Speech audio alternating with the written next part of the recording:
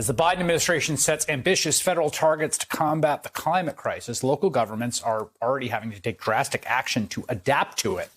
In California, a state that, of course, has always struggled with its water supply, much of it is a desert, climate change is exacerbating the shortage of water.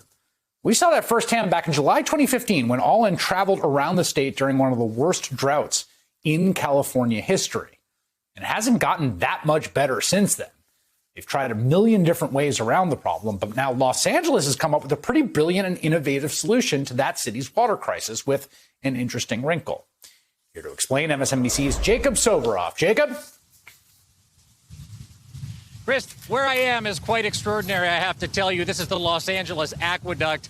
Hundreds of billions of gallons of water are imported from this place every single year. It was opened by William Mulholland in 1913 when he figured out literally a way to steal water from hundreds of miles away to build what we know as modern-day Los Angeles. And today, that's part of the problem.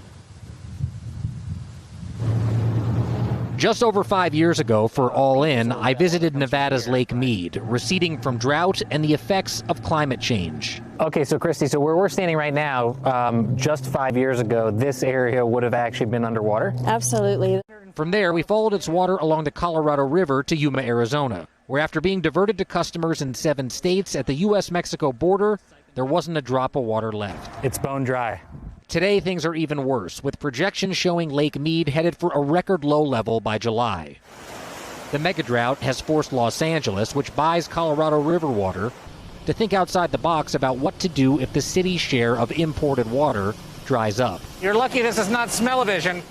One potential source, the city's wastewater, what comes from our showers and toilets. Michael Ruiz runs LA's Tillman Water Reclamation Plant, which treats the equivalent of 409 Olympic-sized swimming pools of the stuff every day. So, Mike, what is it exactly?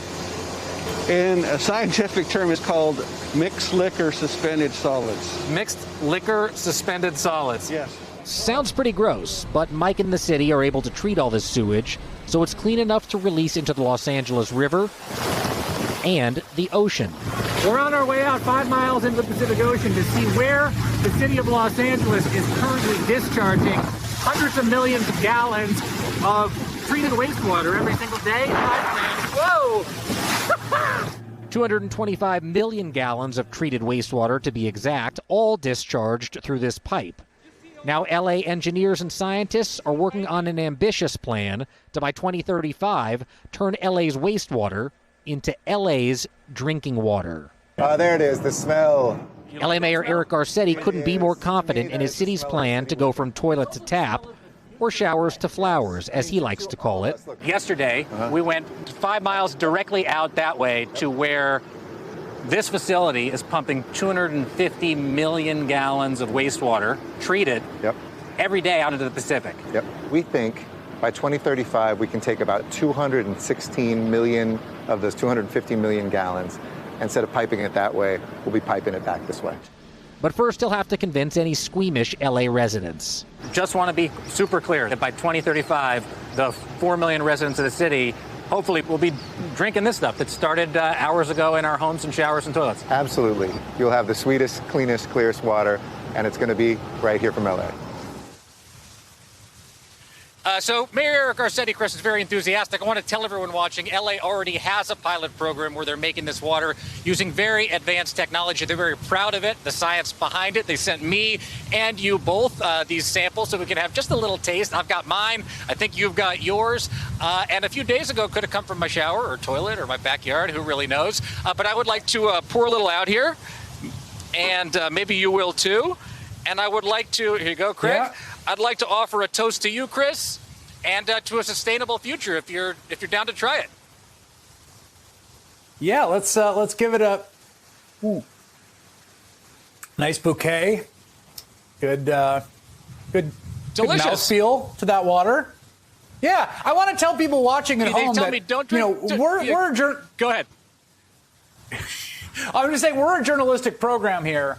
I could have just poured any water in here, but instead we went through an incredible odyssey of couriering this water across the country here because we believe this. But it is amazing to imagine when you think about the amount of water flowing through a city the amount that's used in wastewater, and a lot of it just what we call gray water, right? Stuff that like you're hosing with or even showering with. Right.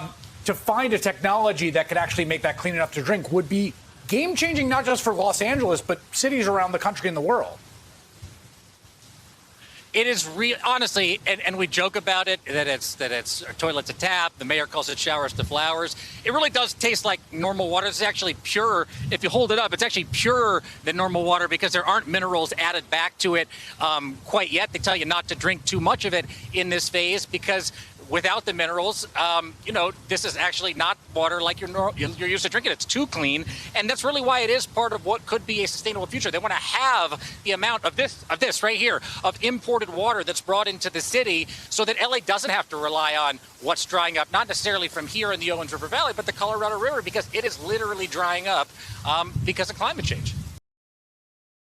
Hey, thanks for watching our YouTube channel. You should know that you can follow today's top stories and breaking news and catch up on your favorite MSNBC shows all in one place. Download the NBC News app today.